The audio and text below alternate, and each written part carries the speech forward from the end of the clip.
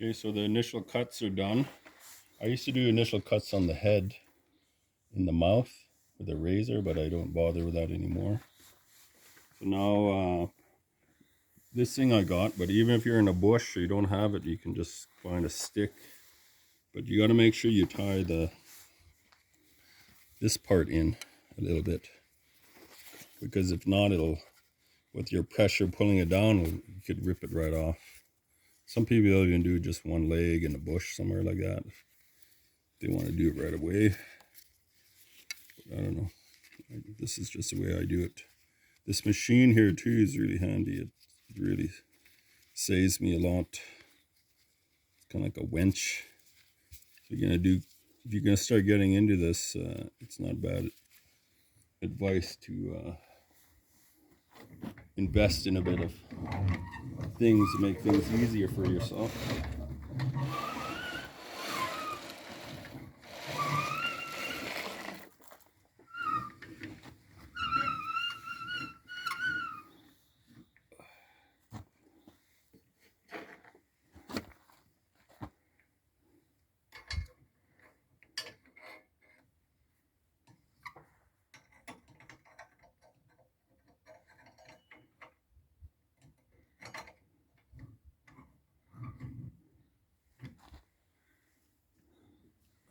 Make sure it doesn't pull. So right now what I'm doing to is just gonna get it to here. Like I said before, you can pull quite a bit with these. I use gloves too. Just if you haven't noticed, I was using gloves there, but I use the gloves, especially for the predator animals. I use them just to keep myself safe. You know, some old trappers, they don't use anything. They bare hand everything. And I'm usually like that if I'm working like a bison or a deer. I don't bother with the gloves usually, but with these predator animals, they're usually pretty healthy. As far as I know, we don't have any issues with disease or anything with them. But it's not a bad idea to use them. Plus, sometimes they smell too, so it helps a bit with the smell on them. So, like I said before, and right here, the inside cuts usually go right to the bum, I guess you could say, or in our language we call it salt. And yeah, so.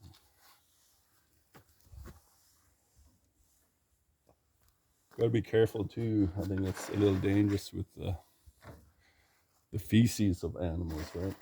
So let's just be aware of it. Just be aware of it. I made a tiny little hole there. What can you do? It happens. So just like I said, take your time, pull where you can. It was a little bit frozen, so I was just thawing it. Sometimes you can find a sweet spot from when you thaw it to when you get to work on it, but you got to be careful too. If it's too frozen, you're going to make a lot of holes in it and just frustrate yourself. So, anyways, I'll just keep working here. I'm going to work pulling it down, cut right to the vent hole or the tull, and then I'll work on the tail. So, and that's why it's good to have a good knife. And the interesting thing when you start taking these animals apart, you get to see how healthy they are. They had any other damages, things like that start to reveal itself. Sometimes you might think you got a really good animal, but until you start actually skinning it, you realize that there was other things going on with it. But generally, they're pretty healthy. They're probably more healthy than us, but in lots of ways.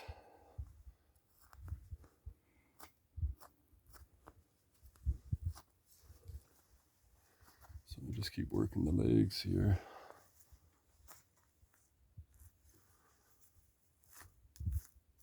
See what I mean? It has a tiny bit of a smell, but it's not bothering me too much.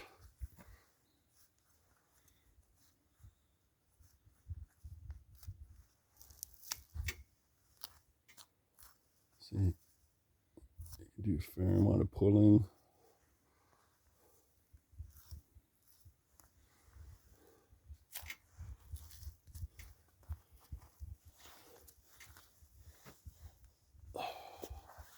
But his fur looks pretty close to being in season. They get their winter fur on. It's pretty nice looking. Apparently I think they ran it over, and that's how I got this one. So yeah, sometimes I get a few roadkills every year. Apparently there's a real market for them too. Some people, I was researching this one lady who only does roadkill, and she seems to have a market for it. People are okay or better with roadkill than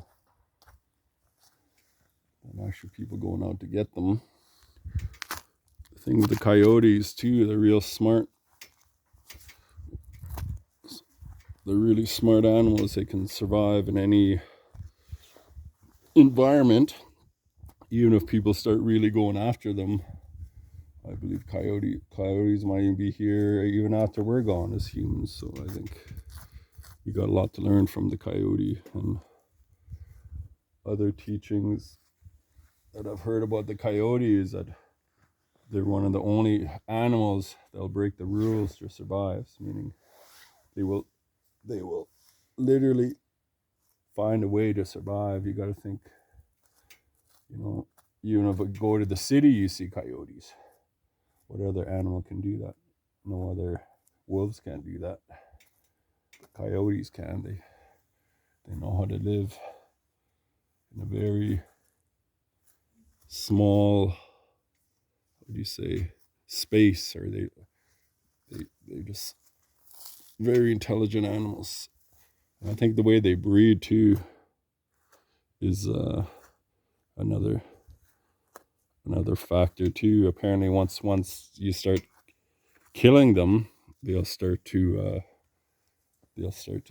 making more babies right away, because their strength is in numbers always. And even though wolves will dominate over coyotes, statistically overall, the number one land predator is still coyotes. And then the other things I learned about the coyote is that they really flourished after colonization. So they say that actually most of them were, when the Europeans first came to North America, I believe around Arizona or Colorado, that's where they kind of were the most coyotes in the land. But as colonization happened, the coyotes flourished with colonization. So I don't know how deeply you want to think about that, but it's just, and then a lot of people have different stories about them being tricksters. Some people believe other stories that are not my stories, but us in our language we call it chidel ik, in our Coaching language. And it's a good one. Another thing I really think about them is that sometimes you got to be a wolf, and sometimes you got to be a coyote. and break the rules to survive if you have to. Right here, when I get to the tell part, I really take my time too. But one thing I learned, just like in life, you just fucking work around the bum, you work around the assholes. But And that's just what I do here too. I just work around it. I just avoid them. See, you can see a little bit of damage happen to its tail. And then I just try to stay away from all that. You can cut right in there. Start working it like that.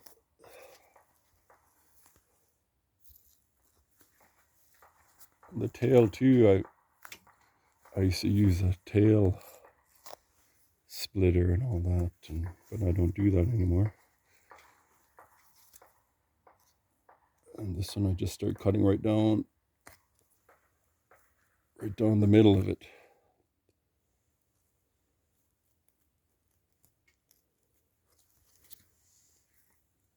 And just, again, like everything else, take your time.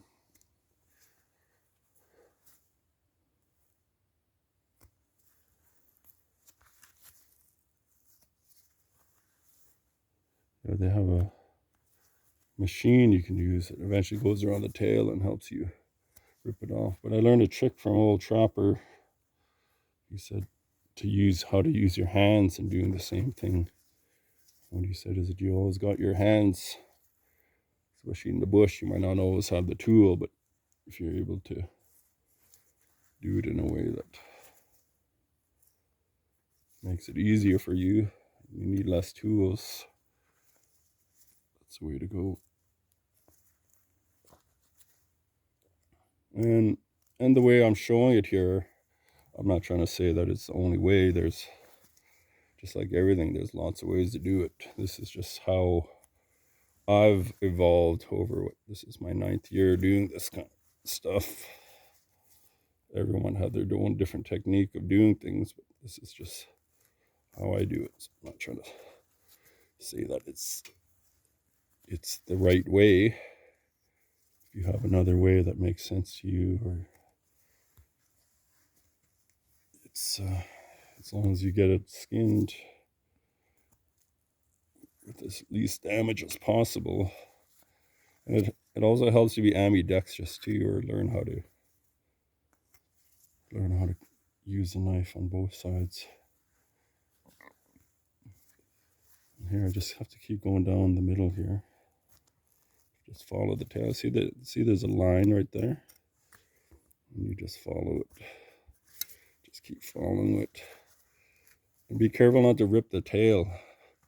You know, like I said, pull until you can't pull anymore, because you could rip this tail right off, or you can ruin the tail too if you're not careful. So, you know, take your time, follow the line. And like I said, the nature gives you lines. There's a line, that initial cut here. Everything is lines in nature.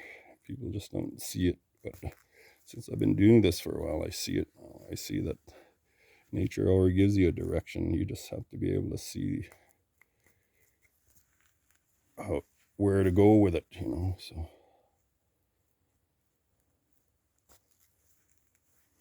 and from here, you might be able, I think you're gonna have more. So I put my finger like this, like that. See, the tail just came right off like that. And so like again, one finger here, one finger here. Make sure you hold on this so you don't rip it off, and boom, it's off. This is a nice small one, a good one to do for a demo, but and here, right here, I just go as far high up as I can. You see that even though it was young, pretty small, it was pretty healthy. I'll just find a place and cut it. I'll leave a little bit on there. And you gotta be a little careful of this fatty part. You see, it's a small one, so you can almost pull it right off. And since this was just harvested yesterday, there's no green belly. It has a bit of a smell to it. But I've learned to, growing up with outhouses, learned to breathe through my mouth a bit, but that's why you don't want this to wait too long.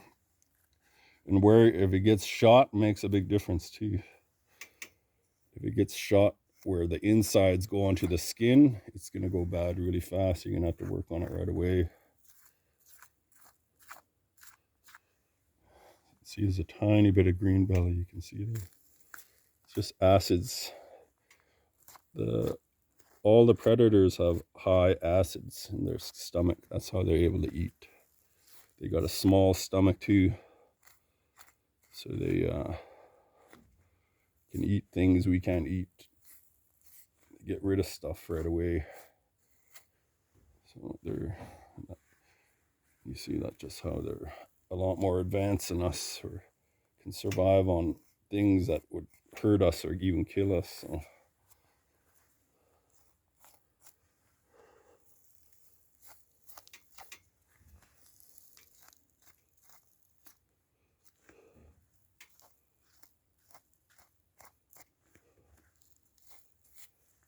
So from here you can really start pulling. When I do demos, I get the kids to really start helping me pull. You can use the knife and pull at the same time too.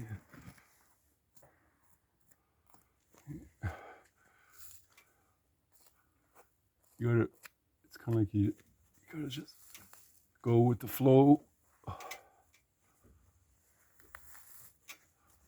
You might leave a little bit on there, but try to get as much as you can.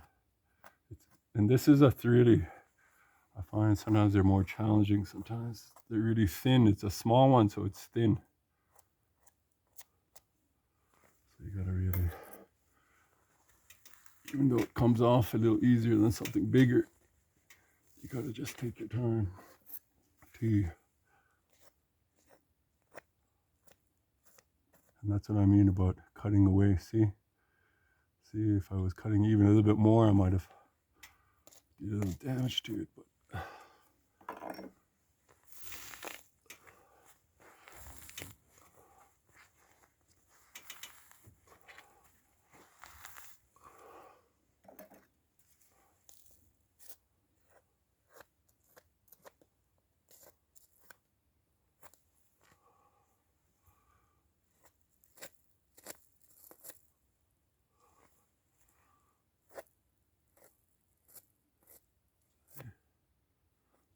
be very conscious of your cuts.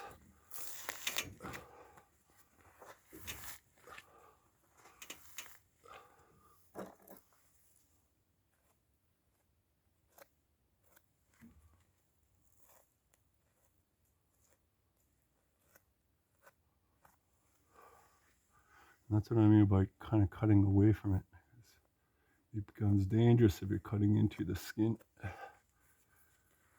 And you see there again, there's the lines I'm talking about. There's always the lines to help you know where to put your knife.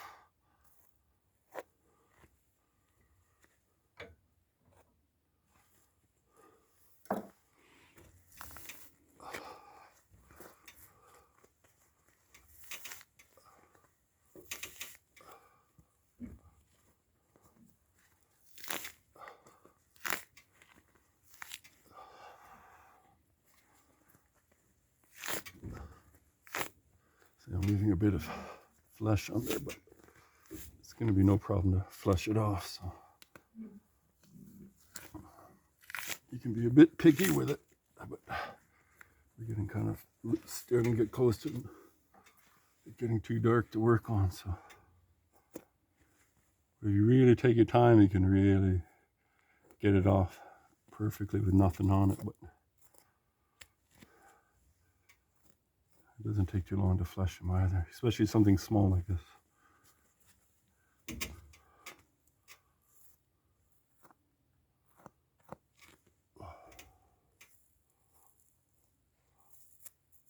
And that's what I mean by you pull until you can't pull anymore.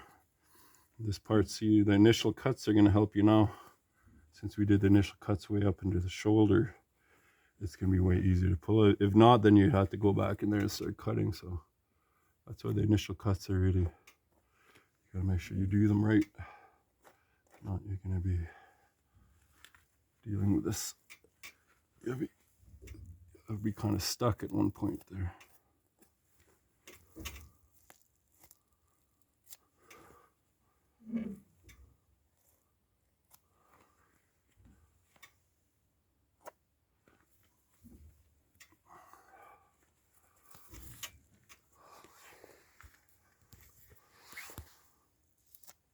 And then you got to be aware of your ground too. Make sure it's not too dirty. Because the main thing is really taking care of the fur. Blood too is a concern. You don't want to get too much blood on it, but there's ways to clean it if they're not too bad. See, that fat too sometimes makes it hard to see where the line is.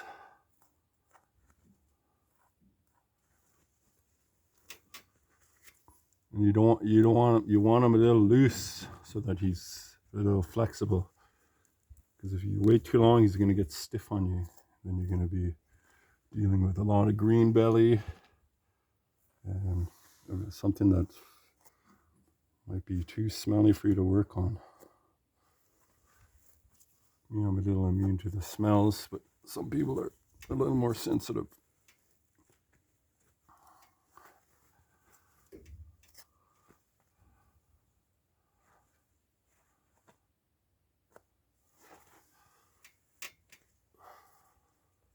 Like green belly too, you see a tiny bit, you can throw some vinegar on it. I find helps just stop it in its tracks. And I usually end up using a bit of salt on these too.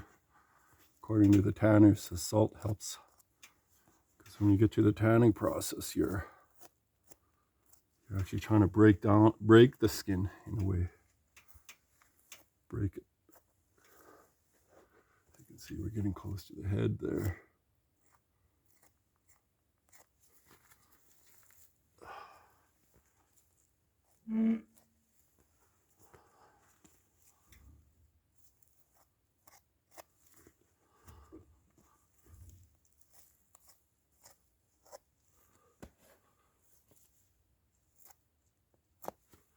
Kind of pulling and cutting at the same time.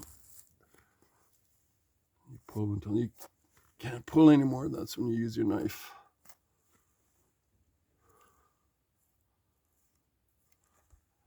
See where that fat is.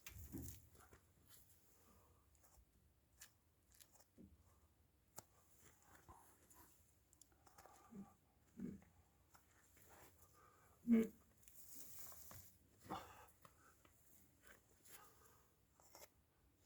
then you see the line again.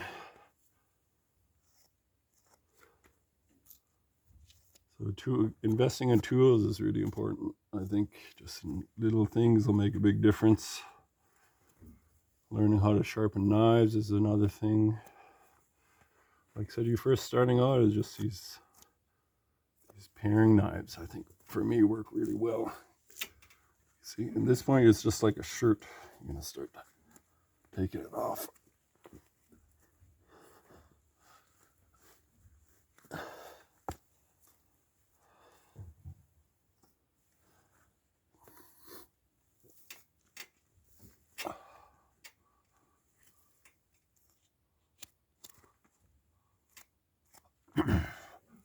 See, there it is again. It's like a shirt for them. And take off their shirt.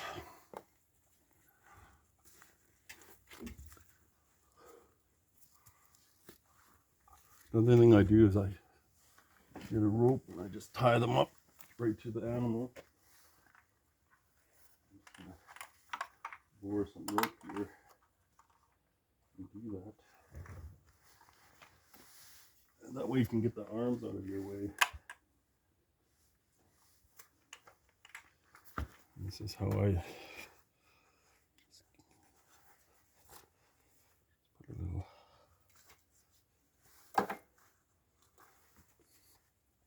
Because then it's kind of hanging there, it kind of gets in your way a little bit.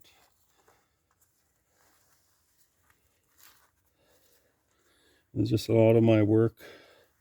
There's just been a lot of trial and error dealing with these. Just tie it around like this, so it's out of the way. Not have to be perfect, just as long as it's out of your way. I think that's the main thing. And it helps you with this part too. Help you with the separation.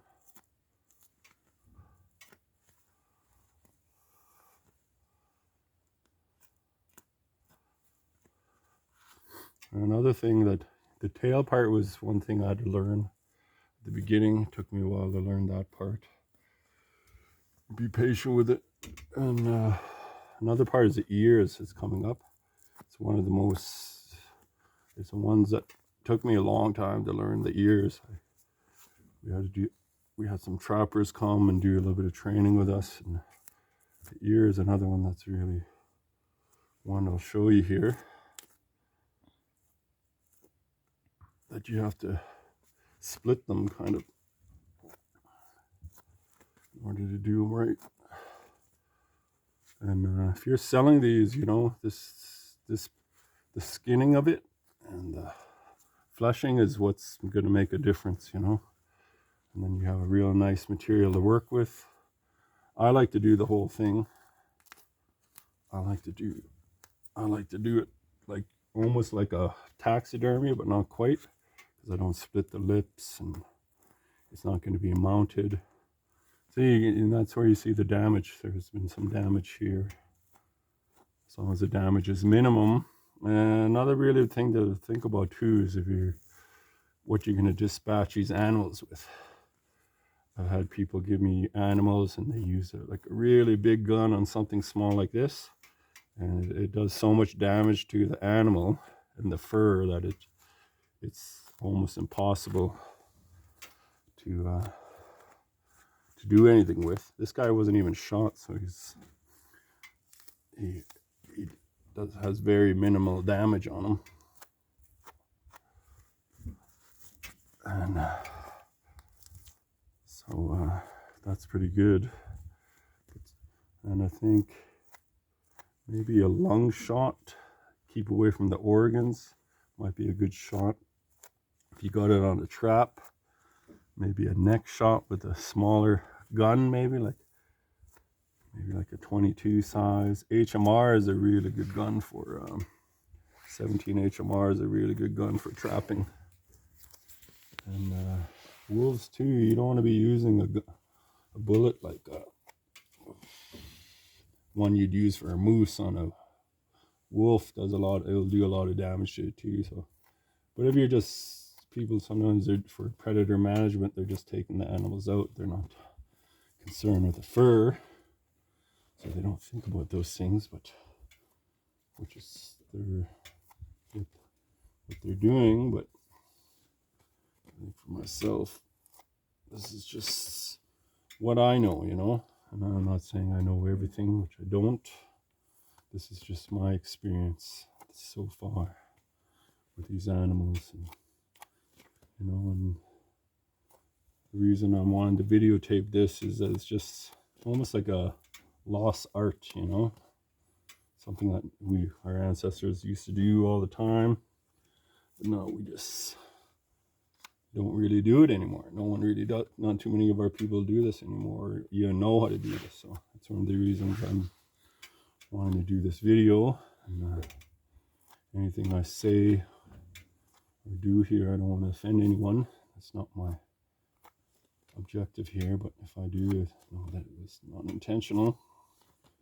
But it's just, you know, my thoughts on these, and you know, just I think if you take an animal out, you know, they're still spirits, man. You still have to have respect for them, even if your objective is the protection of your cattle or whatever it may be that you still can have respect for them.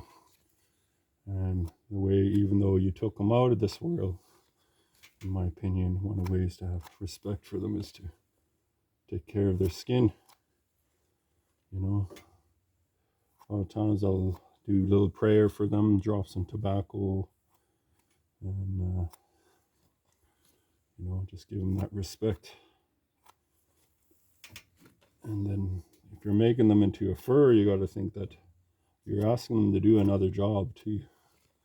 You're asking them to be still part of this world, maybe just in a different way. So I think you need to have that respect for them. And you know, I had to learn lessons. I had to learn some lessons, even about the coyote. I remember being in Stony, and I seen some coyotes on the field there, and I started kind of being negative or not being respectful towards them, and then boom, right away, the tires of my truck blew. So I kind of really learned my lesson not to underestimate these animals, you know, and you know that even though we're taking them out, that they still can be very respectful of them. Right here is where it gets tricky with the ears. It took me many, many years to figure out the ears. I'm not going to say that I'm perfect on them, but you see again is the lines. You see where that line is? The ear. You just keep working it. You work the bottom, you work the top, and you just keep working it until you have that separation here. And yeah, you can rip these right off. I can have these ears off, and maybe that's one way to do it. But I think I'm just gonna show how I'm gonna do it, how I take my time and do it right. So, and I figure there's no point in going halfway here. And it's a long video, but I figure I might as well show how I split these ears, just so that I don't have to come back and do another video on it. See the line there? You just keep following that line on the ear. You want to take that cartilage right off. You could leave it on. Some people say they leave it on, and it kind of shapes the ear for taxidermy, but the truth is it's going to get rot on you eventually. You know, if you want to keep this around, it's going to be in use for a while. I think it's just better just to take it off, because that cartilage too will eventually get rot on you and could ruin your whole fur down the road. So that's why I just take it off here. So right here, see the line of the cartilage. So eventually we're gonna get it through that hole there and have that separation of the ear, which you can kind of see now.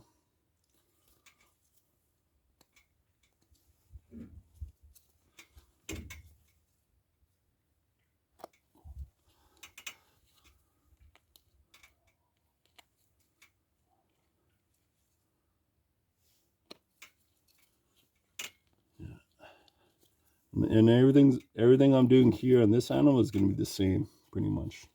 There might be slight differences from other animals, but once you know how to skin one animal, and you're doing it fairly successfully, you're gonna be able to pretty much do any animal. If they're bigger, it's just going to take longer, that's all. But the process, in my opinion, is exactly the same.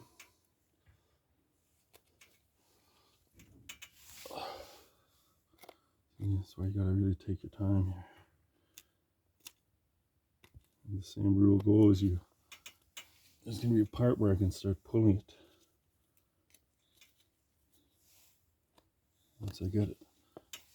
Once I feel it, it'll come right off. And like I said, it took me many years to get here, to get to this point where I can do this. And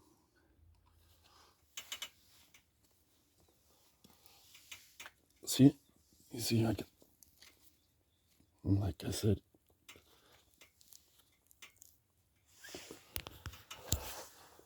you're almost ripping that ear. So that's what I mean. You just be patient. You take your time. You take your time with this stuff.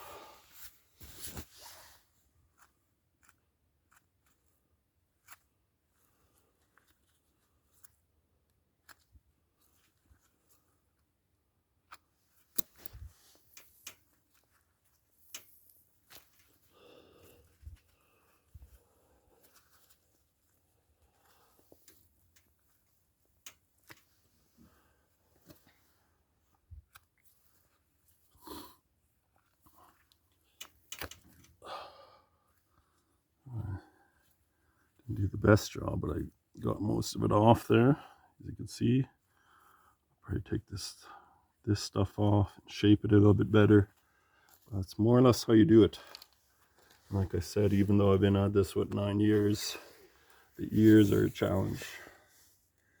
They're a real challenge, and I'm just trying to really not wanting to make a really long video, but at the same time I want to demonstrate how you do this properly.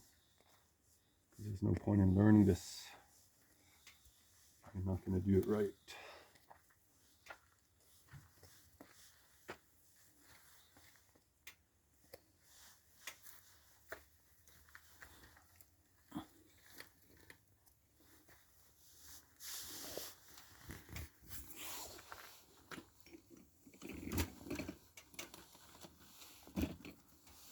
And your objective is to get as much of the meat off of it. Like I said, yeah, you can see videos, people doing this in 1 minute, you know, a couple minutes, or I don't know if it's that fast, but they can rip, you can get this off fast. But I was like, you don't see them fleshing it in those videos. No, I'm not trying to criticize them, but you don't. Yeah, you could do this fast, yeah. But if you're actually wanting to save the fur when you're skinning it, you better take your time, in my opinion. Take your time and do it right. And the more efficient you are on the skinning, the less you're gonna have to flesh. It's gonna be a lot easier. You're saving yourself time later on.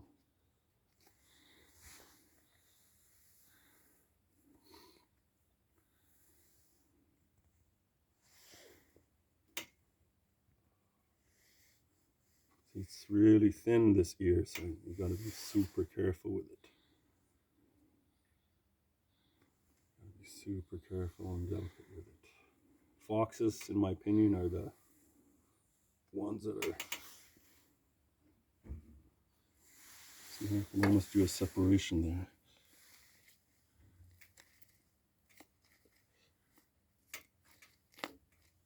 There you go. See, got both ears off. That might look simple, but that took me a long time to learn how to do with some proficiency. And I'm gonna say that I still make mistakes on ears, not as much as I used to, but I still make mistakes on ears. So take your time, and you can even practice on other things. If you're helping butcher deer, for example, you can learn to do the ears really well that way. They have machines too to do it too. They have certain machines that you can use to take the ears off really well. But I don't know, I don't mind learning everything kind of before I start getting into using too many machinery and other tools. I think it's good to really understand the process of skinning, and that way when you add tools, you understand it really well. I think the eyes too, you gotta really be a little careful with the eyes here. You'll see it though as you pull it. And this part, as much as I want to rush it, as much as I want to just get this off as soon as I can, the more I take my time, the more I cut it off the skin really well, the less I'm going to have to flesh. So, the bottom chin, you don't have to worry about it too much, because I usually cut it off anyways. But if you're doing taxidermy, you're going to have to save it all, and there's a way to split them. I don't do taxidermy. I'm more thinking that these are going to be for material, or usually I do it all this way for dancing, like thinking that maybe, or for ceremony or something along those lines.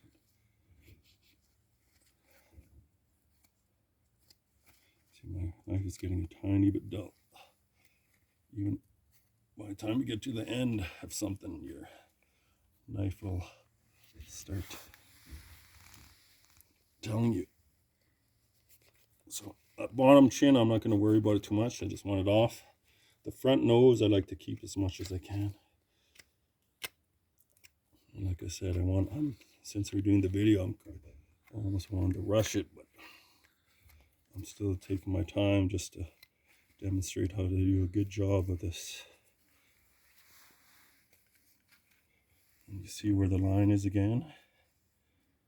That nostril, the nose cartilage too. I try to do my best to cut as much of that off too, because you don't want that cartilage. Boom. And that's how you skin. So thanks for watching. I have a channel. That's how you skin an animal, from initial cuts to where it's at. So thank you for watching this channel, y'all.